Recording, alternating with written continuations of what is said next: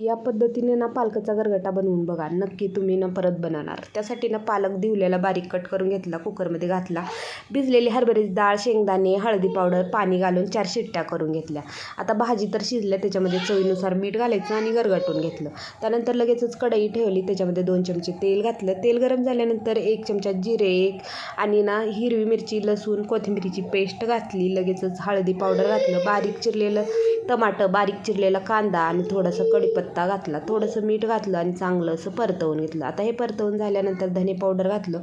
चांगलं 1 मिनिटभर परतवून घेतलं. त्यानंतर ना शिजलेली पालकाची भाजी घालायची, चांगलं असं शिजवून घ्यायचं. तोपर्यंत हे शिजतंय तोपर्यंत मी ना इथं चिंचेचा कोळ केला होता, त्याच्यामध्ये 2 चमचे ना बेसन घातलं आणि हे बेसनाचं गोळा आहे ना हे घालून घ्यायचं आहे भाजीमध्ये आणि छान असं ना घोटून घ्यायचं. ह्याच्या गुठळ्या होऊ द्यायच्या नाहीत. आता हे घालून झाल्यानंतर 10 मिनटं शिजवून घ्यायचं.